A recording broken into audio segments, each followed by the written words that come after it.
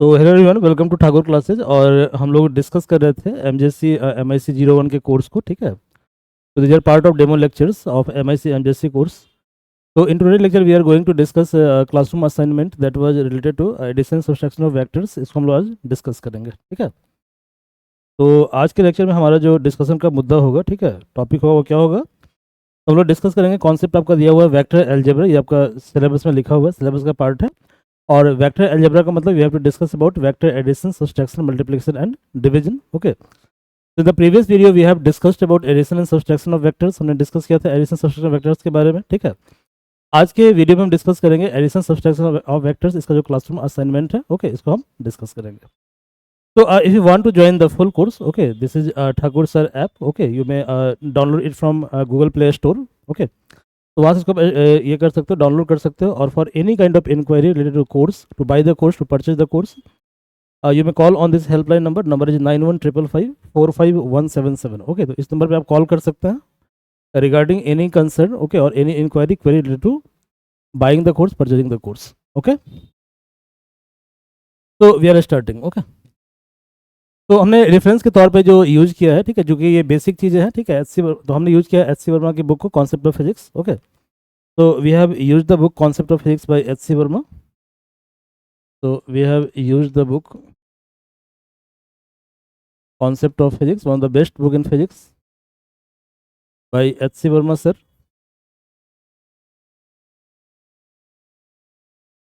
Volume number 1, ठीक है, volume number 1, इसका जो है चैप्टर नंबर 2 है वेक्टर अलजेब्रा। बट इसका मतलब ये नहीं है कि HC वर्मा सर की जो बुक है वो वेक्टर अलजेब्रा के पूरे कोर्स को कवर करता है। ठीक है, ये सिर्फ कवर करता है बेसिक एलिमेंट्री पार्ट को। जैसे कि आपको पढ़ना है जो फर्दर जो कॉन्सेप्ट है, जैसे कि पार्शियल डिफरेंशिएशन हो गया, डेल ऑपरेटर हो गया, divergence, curl. Okay, these are purely part of BSc syllabus. Okay, तो उसके लिए हम अदर सोर्स को फॉलो करेंगे। ओके, बट जहाँ तक सवाल है बेसिक्स का, तो बेसिक्स के लिए हम लोग मेनली कवर करेंगे HC वर्मा को। क्लियर है? ठीक है, तो द पहला प्रॉब्लम है, तो एक बार हम फॉर्मूला को फास्टली रिकैप कर लेते हैं बिफोर डिस्कसिंग द प्रॉब्लम। ठीक है, तो हमने बताया था आपको कि जब वेक्टर के सवाल को आपको सॉल्व करना हो, खासतौर पे वेक्टर के एडिशन से संबंधित सवाल हो, ठीक है, तो हम लोग यूज करेंगे पैरेललोग्राम लॉ के फार्मूला को। ठीक है, और फार्मूला क्या था?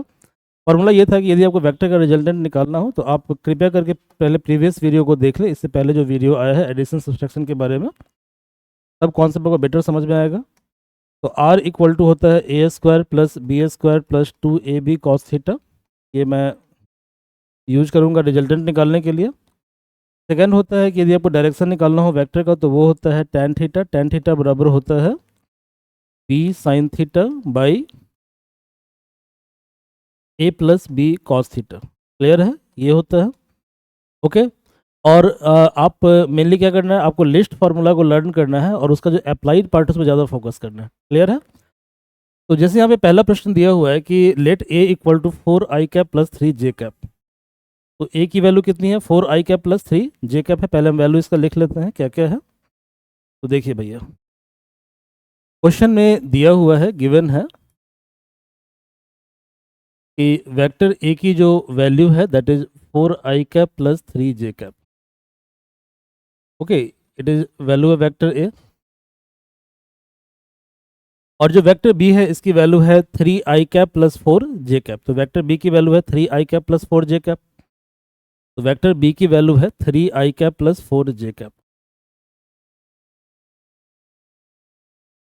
3i cap plus 4j cap, ये वेक्टर B की वैल्यू है। ओके, अब हमें क्या करना है, हमें निकालना है, ठीक है, हमें निकालना है मैग्नीट्यूड ऑफ वेक्टर A। तो वेक्टर A का मैग्नीट्यूड निकालना है पहले वाले पार्ट में, सेकेंड पार्ट में वेक्टर B, थर्ड पार्ट में वेक्टर A प्लस B और फोर्थ पार्ट में वेक्टर A माइनस B। तो सबसे पहले हम A plus B find out कर लेते हैं, फिर बाद में इसका मैग्नीट्यूड निकालेंगे, और ऐसे हम A minus B find out कर लेते हैं, फिर बाद में इसका हम मैग्नीट्यूड फाइंड आउट करने की कोशिश करेंगे। ओके, तो देखिए भाई, जो A प्लस बी है वो कितना होगा बताइए।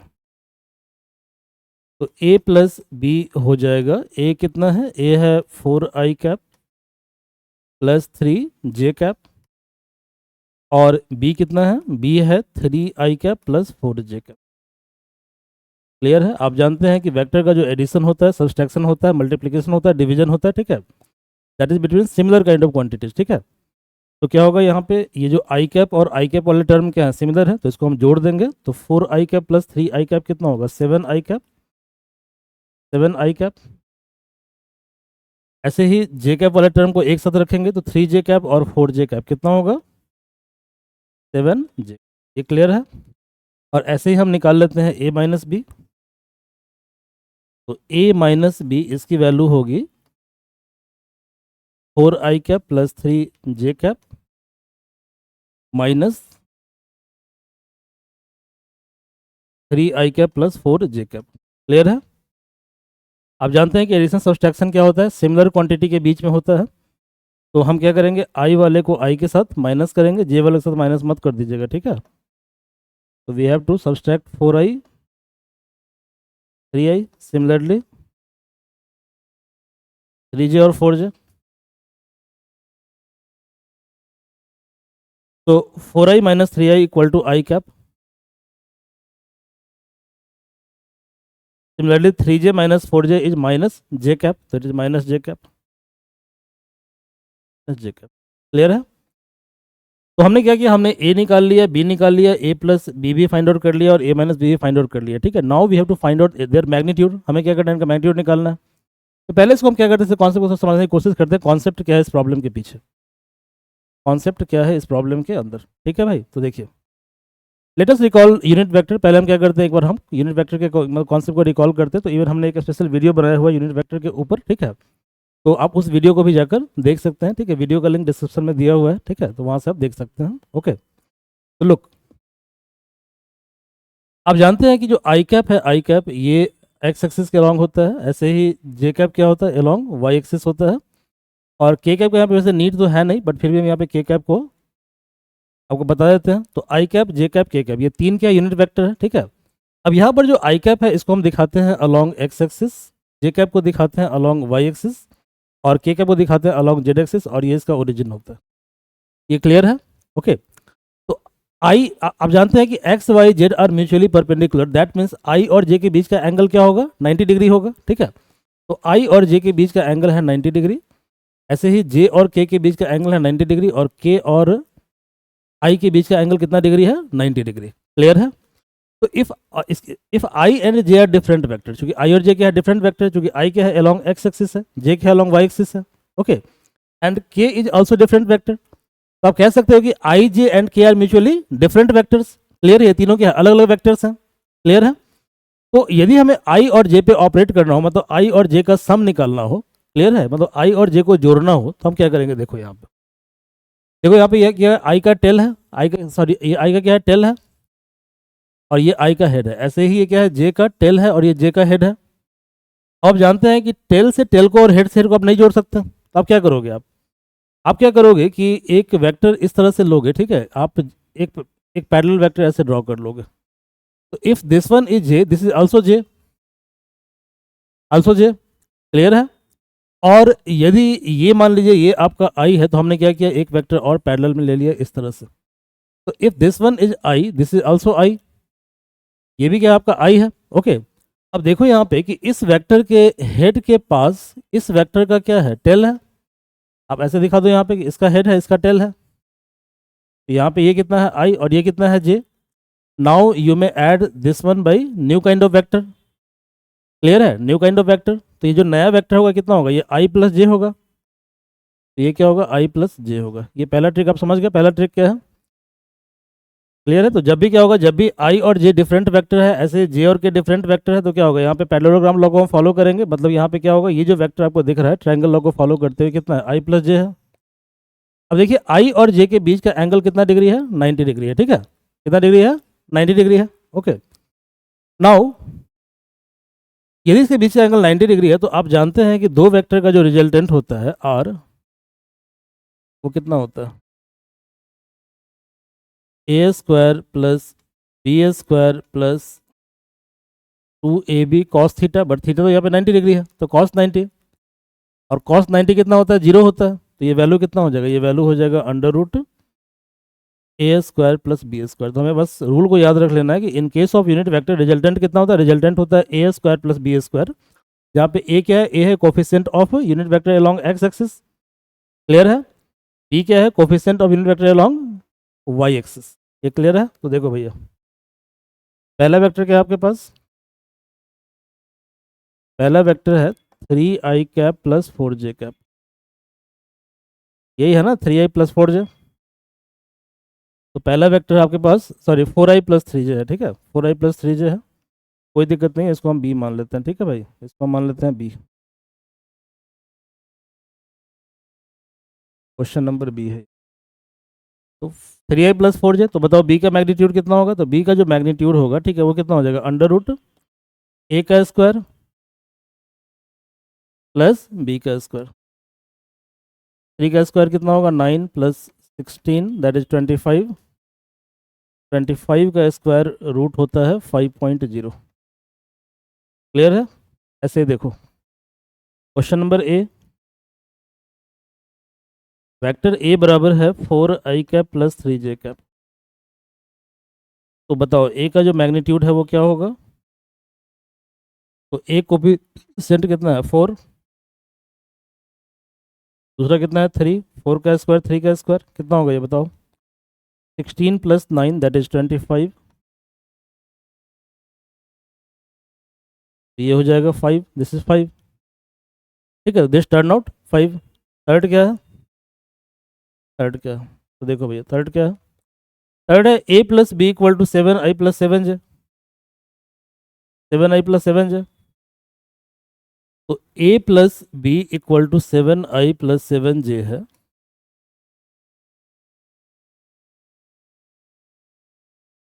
तो इसका जो मैग्नीट्यूड होगा,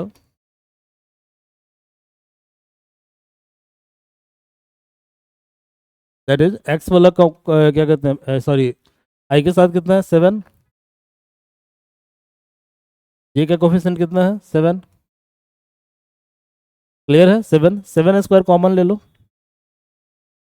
तो टुक 7 स्क्वायर कॉमन, कितना होगा 1 प्लस 1, 7 स्क्वायर क्या हुआ बाहर आ गया, ब्रैकेट में 1 प्लस 1 कितना होगा 7√2। क्लियर है? 7√2। ये क्वेश्चन नंबर सी था। क्वेश्चन नंबर डी क्या है, देखो question number d, a minus b equal to i minus J.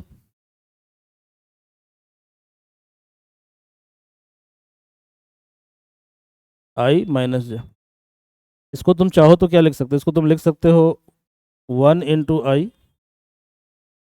Plus -1 into J. Clear है? -1 इंटू जे। तो बताओ यहाँ पे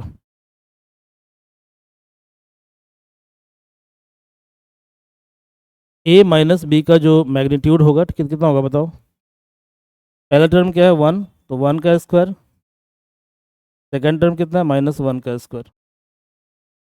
क्लियर है? 1 का स्क्वायर कितना होगा 1, -1 का स्क्वायर 1, कितना हो जाएगा ये √2। तो this will be your answer. ठीक है, ये समझ में आ गया। तो इस तरह से यूनिट वेक्टर से संबंधित कोई भी प्रश्न रहेगा, इस प्रश्न को डायरेक्टली आप सॉल्व कर सकते हैं। सिंपली क्या करना है, सिंपली आपको देखना है कि कोफिशिएंट आई का कितना है, कोफिशिएंट जे का कितना है, क्या करना है उसका फिर स्क्वायर रूट करते हुए सम कर देना है, आंसर आपका आ जाएगा। ठीक है, this is the simple method और टेक्निक। चलिए क्वेश्चन नंबर 2 देखिए क्या है। अच्छा क्वेश्चन है, थोड़ा डायग्राम यहाँ पे क्लियर नहीं है। ठीक है, तो डायग्राम को मुझे रिप्लॉट करना पड़ेगा, दोबारा रिड्रॉ करना पड़ेगा। देखिए भाई,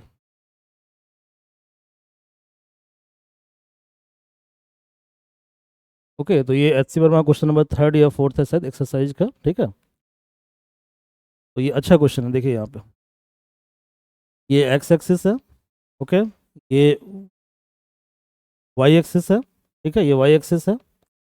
यहाँ पे एक वेक्टर है जो 2.0 मीटर है। कितना है 2.0 मीटर। क्लियर है? It makes angle 30 degree with the x direction. Second vector आपका है ये वेक्टर, ये है 1.0 मीटर। और थर्ड वेक्टर है ये वेक्टर, और ये वेक्टर है 1.5 मीटर। क्लियर है? 1.5 मीटर। ओके, और ये एंगल क्लियर दिख नहीं रहा है। ठीक है, चलिए मान लीजिए शायद 60 डिग्री एंगल होगा, एक बार चेक कर लीजिएगा बुक से आप लोग। ठीक है, तो प्रॉब्लम सेम है, वैल्यू चेंज करने से कोई फर्क नहीं पड़ता है, प्रॉब्लम सेम है। ठीक है, अब देखो ये थोड़ा सा प्रॉब्लम आपको देख के कॉम्प्लेक्स लग रहा है, बट ये कॉम्प्लेक्स नहीं, काफ़ी ईजी प्रॉब्लम है। ठीक है, तो इससे पहले जो हमने प्रॉब्लम सॉल्व किया था वहाँ पे क्या था, ओनली 2 वेक्टर्स था। अब यहाँ पे 2 से ज़्यादा वेक्टर आ गया, 3 वेक्टर आ गया, ठीक है। तो जब भी आपके पास 2 से ज़्यादा वेक्टर हो तो पहले आप क्या करो, पहले आप निकाल लो हर एक वेक्टर का एक्स कंपोनेंट निकाल लो। क्या निकाल लो, हर एक वेक्टर का एक्स कंपोनेंट निकाल लो। क्लियर है। अब इसके कॉन्सेप्ट को पहले समझो, कॉन्सेप्ट इसका क्या है, ठीक है, फिर हम प्रॉब्लम को प्रोसीड करेंगे, ठीक है, प्रोसीड करेंगे। तो देखो पहले हमने निकालना है आर एक्स। आर एक्स का मतलब होता है, ठीक है, एक्स कंपोनेंट का सम, ठीक है। तो आर एक्स का मतलब क्या होता है, आर एक्स का मतलब होता है कि sum of x components of individual vectors. Clear है। तो यदि हम मान लीजिए कि इस वेक्टर को मान लेते हैं वेक्टर ए, इसको कुछ देर के लिए मान लेते हैं वेक्टर बी, और इसको मान लेते हैं वेक्टर सी। क्लियर है। इसका मतलब ये हुआ कि आर एक्स का मतलब हो गया, ठीक है, कि we have to sum X component of A, X component of B and X component of C. Clear है। सी। अब इन तीनों का हम कैसे निकालेंगे एक्स कंपोनेंट, इसको समझिए जरा, ठीक है। तो देखिए भाई, ये जो वेक्टर ए है ये 2.0 मीटर है, और this vector makes angle 30 degree with x axis. उसका मतलब एक्स कंपोनेंट क्या होगा, 2 cos 30 होगा, 2 cos 30 होगा। यदि आपको कंपोनेंट निकालना नहीं आता है तो you may see the video lecture of unit vector, वहाँ हमने करवाया है इसको, ठीक है। Link is given in description box. तो इट इज 2 cos 30 डिग्री, ठीक है, 2 cos 30 डिग्री, ये एक्स कंपोनेंट हुआ। बी वेक्टर का जो एक्स कंपोनेंट होगा, ठीक है, बी वेक्टर, ये बी वेक्टर है, बी वेक्टर है।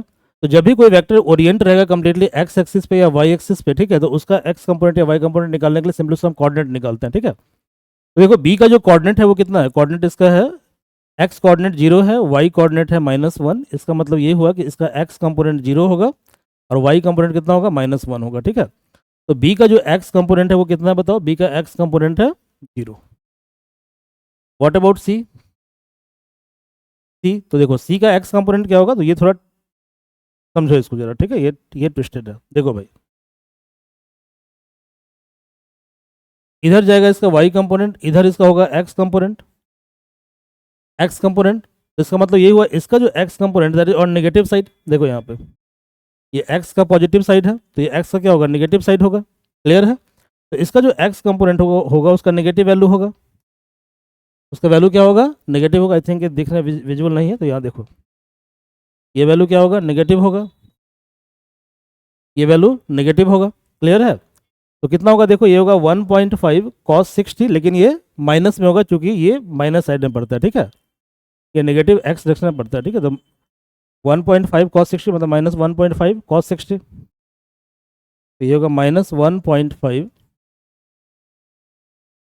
cos 60। cos 60 जो है उसकी वैल्यू कितनी होती है बताइए मुझे, ठीक है। तो कितना हो जाएगा ये देखिए, 2 cos 30 होता है √3/2 -1.5 cos 60 होता है 1/2। ओके, तो √3 होता है 1.73, 1.73, और 1.5/1/2 कितना हो जाएगा, ये 0.75 हो जाएगा। तो दिस टर्न आउट 0.98, कितना आएगा, ये 0.98 आएगा। इसको करके देख लीजिए आप, इतना ही आएगा, यही आपका आंसर होगा। तो इस क्वेश्चन के अंदर आपको निकालना था एक्स कंपोनेंट, वाई कंपोनेंट और रिजल्टेंट निकालना था। अब निकालना है वाई कंपोनेंट, अब निकालना है वाई कंपोनेंट, ठीक है, वाई कंपोनेंट। तो देखो आर वाई का मतलब होता है sum of y components of vectors. ये कितना हो जाएगा, आर वाई, आर वाई हो जाएगा तुम्हारा a y plus b y plus c y. Clear है, a y plus b y plus c y. अब देखो भैया ए वाई, देखो ए का जो वाई कंपोनेंट होगा वो किधर होगा, दिस वन, ये वाई कंपोनेंट होगा, कितना होगा 2 sin 30, कितना होगा 2 sin 30, तो ये हो गया 2 sin 30, 2 sin 30। बी का जो वाई कंपोनेंट होगा कितना होगा, -1, तो बी का वाई कंपोनेंट होगा -1, और सी का जो वाई कंपोनेंट होगा, देखो अब क्या होगा, इसका जो वाई कंपोनेंट होगा इधर चला जाएगा, ये पॉजिटिव होगा, तो कितना होगा 1.5 sin 60, 1.5 sin 60। साइन 60 होता है √3/2, कितना होता है √3/2, तो 1.5 इंटू √3/2। साइन 30 कितना होगा बताओ, साइन 30 की वैल्यू होती है 1/2, कैंसिल आउट हो गया, -1 प्लस 1.5 इंटू √3/2। देखो यहाँ पे 1 - 1 0 हो जाएगा, तो कितना हो जाएगा ये 1.5/2 हो गया 0.75 इंटू 1.732 वट एवर, ठीक है, ये आएगा। इसको मल्टीप्लाई कर लीजिएगा तो क्या निकल जाएगा, आर वाई निकल जाएगा। तो आप समझ गया आर एक्स कैसे निकालते हैं, आर वाई कैसे निकालते हैं। Now how to find out this resultant. Okay, look, vector का एक कॉन्सेप्ट होता है कि वेक्टर का जो कंपोनेंट होता है हमेशा क्या होता है, स्केलर होता है, इसको ध्यान रखिएगा, ठीक है, it is very important concept, ठीक है। तो वेक्टर का कंपोनेंट क्या होता है, स्केलर होता है, ठीक है। तो वेक्टर का कंपोनेंट जो कि स्केलर होता है, तो स्केलर को वेक्टर में ट्रांसफॉर्म करने के लिए हम क्या करते हैं, यूनिट वेक्टर से उसको मल्टीप्लाई करते हैं, क्लियर है। तो component of vector is always scalar, okay, and to transform scalar यानी component of vector into vector, ठीक है, we are multiplying, okay, we are multiplying component by some unit vector, clear है। तो देखो भैया, ये जो आर एक्स है, आर एक्स, इसको हम दिखाएंगे एक्स एक्सिस पे, क्लियर है। सिमिलरली ये जो आर वाई है, आर वाई, इसको हम दिखाएंगे कहाँ पे, वाई एक्सिस पे। अब ये जो आर एक्स है, इसको हम ट्रांसफॉर्म करना चाह रहे हैं इन वेक्टर, तो we have to multiply this component Y, ठीक है, वाई कॉरेस्पॉन्डिंग यूनिट वेक्टर। तो एक्स डायरेक्शन का जो यूनिट वेक्टर होगा वो क्या होगा, आई कैप होगा, तो R x I cap, clear है, आर एक्स आई कैप बन गया ये वेक्टर। ऐसे आर वाई को वेक्टर में ट्रांसफॉर्म करने के लिए मल्टीप्लाई करेंगे इसे हम जे कैप से, it is R Y J cap, okay, J cap. अब कॉन्सेप्ट क्या है, देखो कॉन्सेप्ट यहाँ पे ये आगे, देयर आर टू वेक्टर्स, ठीक है, are x i and r Y j, और दोनों का ओरिजिन क्या है, कॉमन है, तो दोनों को हमें ऐड करना। अब दोनों को हम ऐड नहीं कर सकते, क्लियर है। तो अब इनको ऐड करने के लिए हम क्या करेंगे कि देखो आर एक्स आई के पैरेलल एक अदर वेक्टर को हम ड्रॉ करेंगे, तो we have drawn R x I cap. ऐसे आर वाई जे के पैरेलल हम क्या करेंगे, अदर वेक्टर को ड्रॉ करेंगे, we have drawn R Y J cap. अब आर एक्स आई का जो टेल हेड है, हेड, इसके सामने आर वाई जे का क्या है, टेल है, तो हम क्या करेंगे, इसके हेड और टेल को नए वेक्टर से ज्वाइन कर देंगे, तो ये वेक्टर आर होगा, और ये वेक्टर आर कितना होगा, ये होगा r x i plus R Y j. तो I think you have learn the concept, ठीक है, you have learn the concept. तो देखो भैया, तो हमने क्या देखा, हमने देखा कि रिजल्टेंट आर जो है उसका फॉर्मूला हमारे पास आ रहा है are x I cap plus R Y J cap, clear है। तो पहला स्टेप क्या था, पहला स्टेप था कि हमने निकाला कि sum of component of all vectors sir along x axis that is called r x, similarly sum of component of all vectors along Y axis that is called r y. फिर हमने apply कर दिया parallelogram law को यहाँ पे, ठीक है। अब देखो भैया, आई और जे के बीच का एंगल कितना डिग्री है बताओ, 90 डिग्री, कितना डिग्री है, 90 डिग्री। तो क्या होगा आर बताओ, आर का जो फॉर्मूला हो जाएगा वो कितना होगा, √a² प्लस b², ये तो है आर एक्स, और बी कितना है,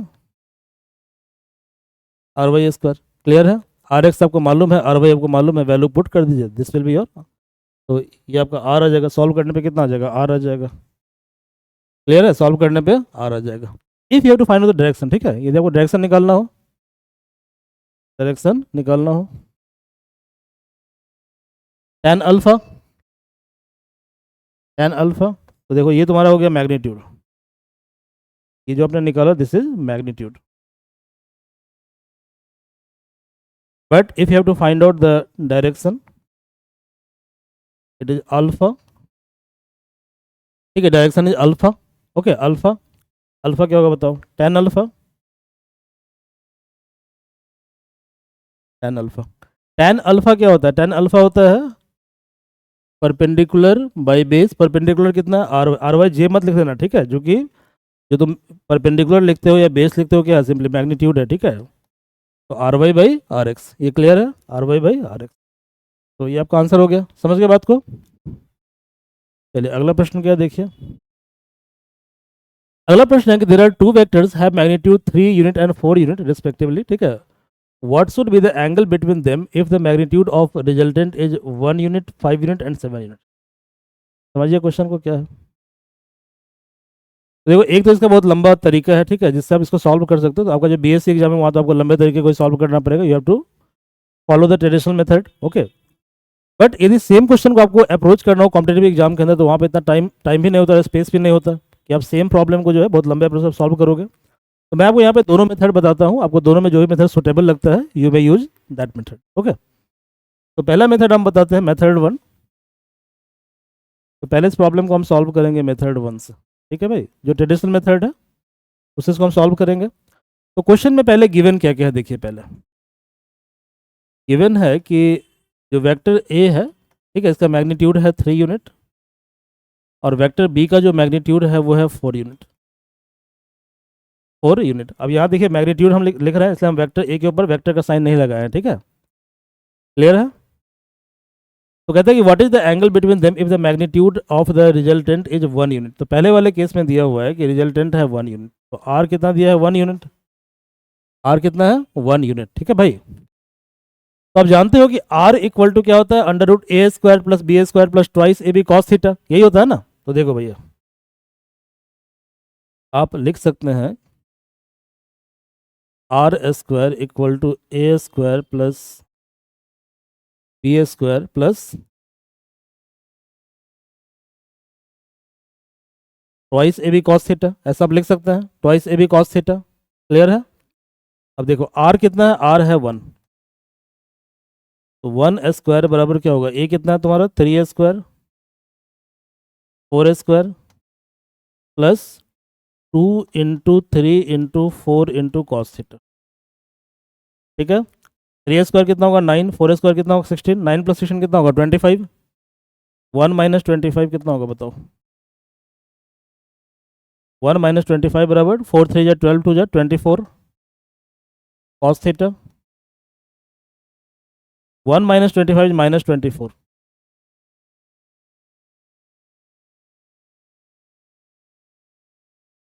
24 कैंसिल आउट हो गया, कॉस थीटा कितना होगा -1, ठीक है। तो इफ कॉस थीटा इज -1,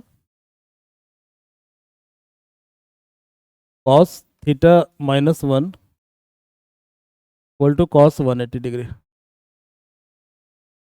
तो थीटा कितना होगा बताओ, थीटा होगा 180 डिग्री। इसका मतलब ये है कि एक वेक्टर जो है वो पैरेलल है, एक वेक्टर क्या है, सॉरी दोनों वेक्टर क्या है अपोजिट डायरेक्शन में है, ठीक है। यदि ये ए वेक्टर इधर है तो इधर कितना है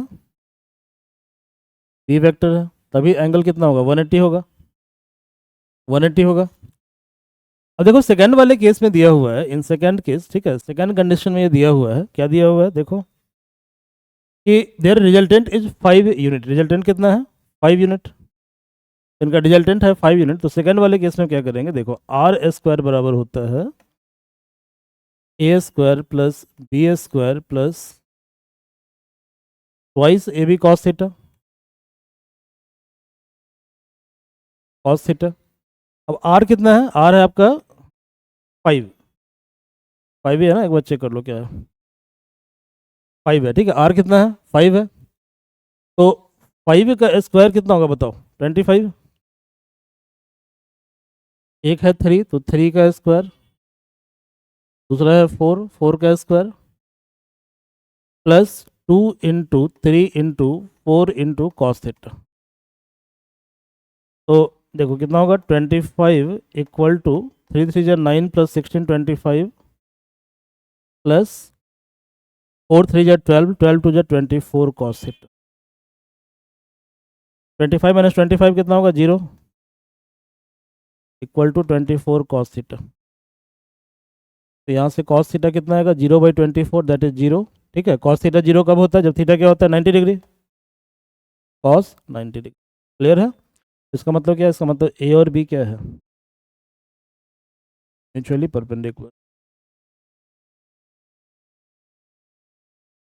दे are mutually perpendicular. Third case क्या है, थर्ड केस ये है कि ए और बी का जो बीच का जो मैग्नीट्यूड है वो कितना है 7 यूनिट है, ठीक है, कितना है 7 यूनिट। तो थर्ड केस में 7 यूनिट है, ठीक है। तो थर्ड केस में है 7 यूनिट, ठीक है। तो देखो भैया आर स्क्वायर बराबर होता है ए square plus B square plus twice A B cos theta, ये होता है ना, twice A B cos theta. R कितना है, आर है 7, तो 7 स्क्वायर बराबर 3 square plus 4 square plus 2 × 3 × 4 cos theta. ठीक है, 7 स्क्वायर कितना होगा 49, 3 3 जा 9 plus 16 25 plus 24 cos theta. 49 minus 24 कितना होगा, 25 में कितना होगा 24 होगा, equal to 24 cos theta. 24 cancel out, so cos theta equal to 1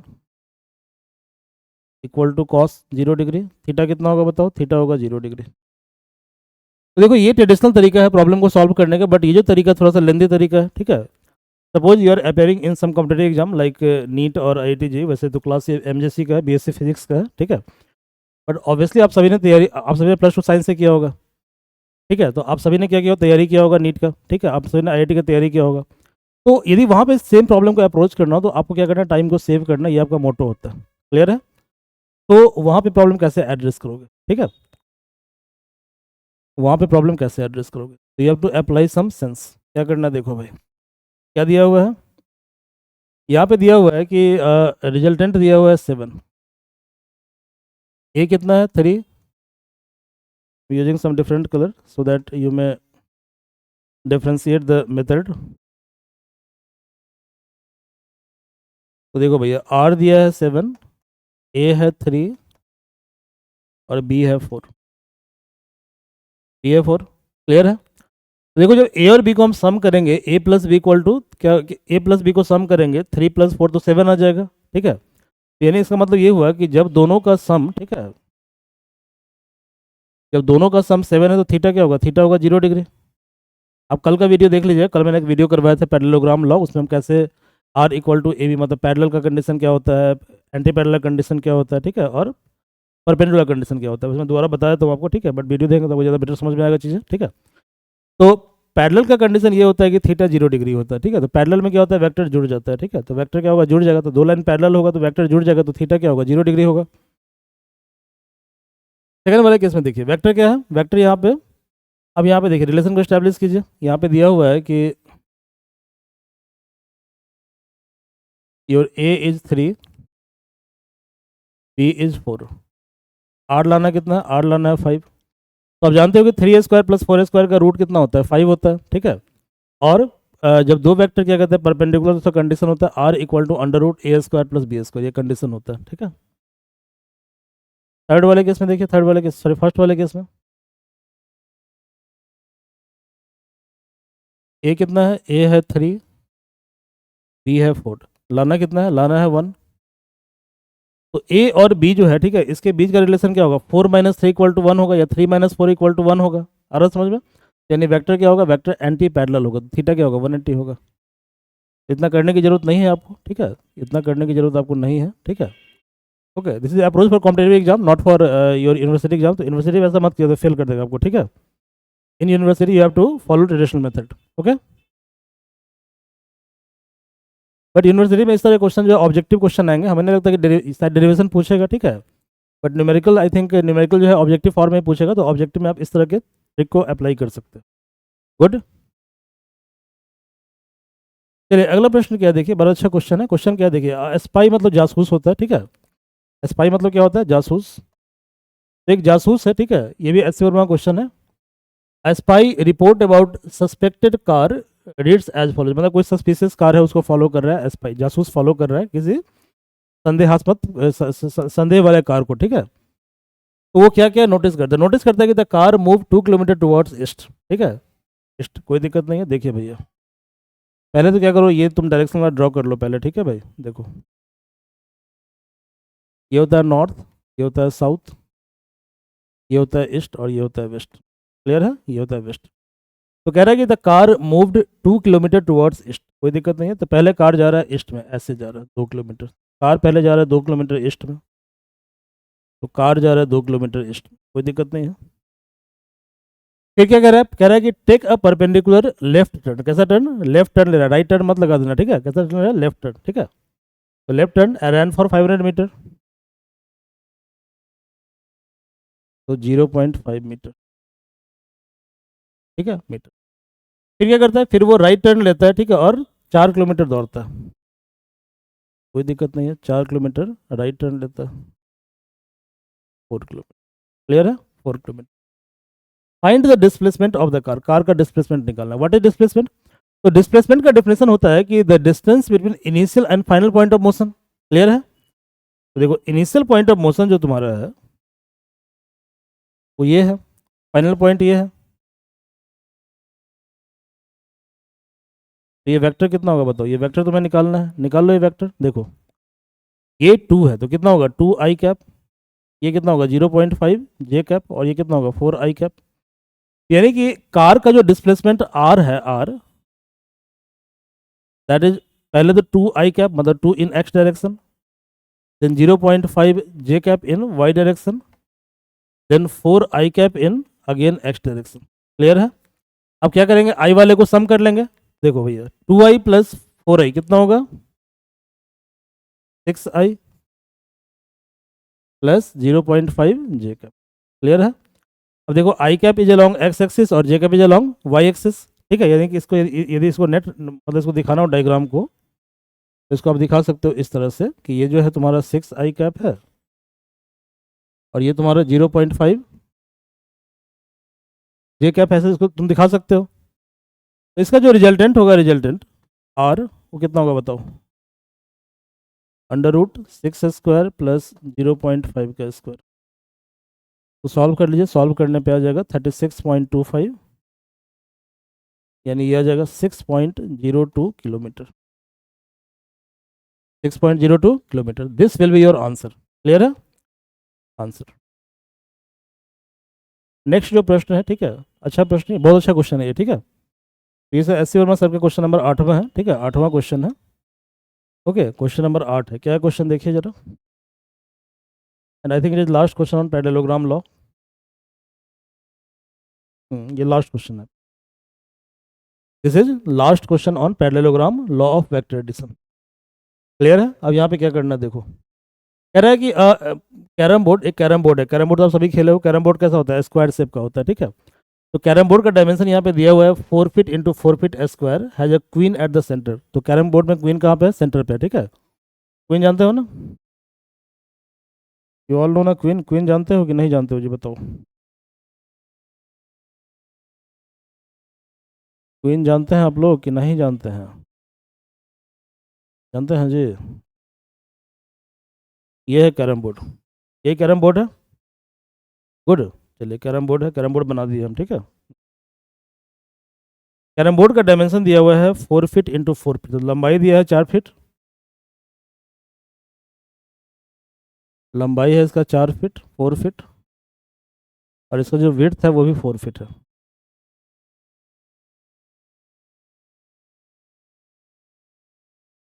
four feet by 4 feet ये इसका लंबाई चौड़ाई है, ठीक है। और इसका क्वीन कहाँ पे? क्वीन इसका सेंटर पे है, ठीक है।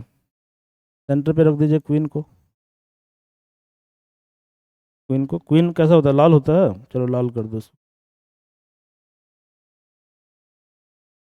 ये क्वीन, ठीक है। क्वीन सेंटर पे है। ओके, क्वीन सेंटर पे है। The queen hit by striker. Striker से आप क्या करते हो? इसको हिट करते हो। ओके, तो queen moves to front edge, मतलब क्वीन सामने से टकराता है और टकराने के बाद क्या होता है? टकराने के बाद फ्रंट होल में चला जाता है, ऐसा दिया हुआ है, ठीक है। Okay, rebound and goes to the hole behind the striking line. Clear है? Find the magnitude and displacement of the queen from centre to front edge. क्या निकालना है? देखो, अच्छा क्वेश्चन है ये, ठीक है, गुड क्वेश्चन। तो क्वीन क्या करता है? क्वीन जो है इसको स्ट्राइक किया तुम, यहाँ से स्ट्राइकर से स्ट्राइक किए, ऐसे स्ट्राइक किए, तो क्वीन क्या होगा? क्वीन ऐसे टकराएगा, ठीक है। अब तुम क्वेश्चन मेरे से पूछ सकते हो सर सीधा क्यों नहीं टकराया? क्वेश्चन क्या कहते हैं, ये तिरछा क्यों गया? ये मैं आस्क ना। तो यह कंडीशन दिया हुआ है। कंडीशन क्या दिया हुआ? देखो, पढ़ो इसको ध्यान से। स्ट्राइकर, ठीक है, queen hit by striker moves to the front edge, मतलब कि सामने में टकराता है। तो ये यहाँ भी टकरा सकता है, यहाँ भी टकरा सकता है। क्लियर है? बट हमने यहाँ इसको यहाँ पे टकराया है। क्यों टकराया? देखो, यदि तुम यहाँ पे टकराओगे तो क्या होगा, वापस क्वीन यहाँ पे रिबाउंड हो जाएगा, ठीक है, मतलब क्वीन को तुम यहाँ पे टकराओगे ऐसे, ठीक है, तो क्वीन क्या होगा, ऐसे वापस यहाँ पे चला आएगा, क्लियर है। बट कंडीशन यहाँ पे दिया हुआ है, क्या कंडीशन दिया हुआ है कि queen strike the front edge rebound, मतलब वापस आता है, and goes in the hole behind the striking line, ठीक है, मतलब ये जो लाइन है, लाइन, ठीक है, स्ट्राइकिंग लाइन, उसके बिहाइंड में जो होल है, इस होल में जाता है क्वीन।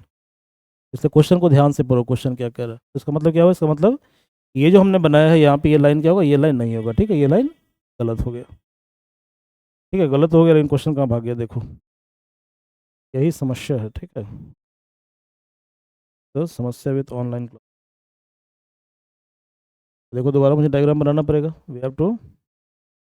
तो कॉन्सेप्ट समझ में आ गया, कॉन्सेप्ट क्या था आपका, concept is clear, concept clear आपका हो गया, ठीक है, तो हमारा पर्पस वही था कॉन्सेप्ट क्लियर करना, तो कॉन्सेप्ट क्लियर हो गया आपका। फिर देखो फिर कहाँ भाग गया ये, चलिए कोई फिर से इसको बना देते हैं डायग्राम को, कोई दिक्कत।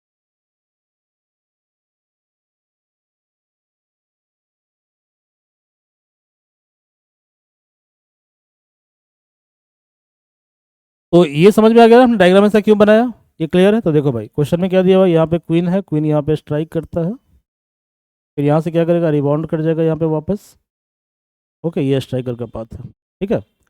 तो क्वेश्चन का पहला पार्ट यहाँ पे ये दिया हुआ है कि find the magnitude of displacement of mosquito, ठीक है, mosquito,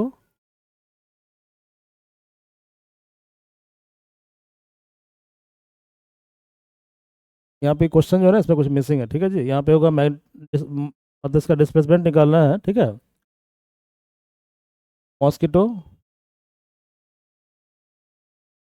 oh sorry sorry sorry sorry, very sorry, question ये था, ठीक है, दिस वाज द क्वेश्चन।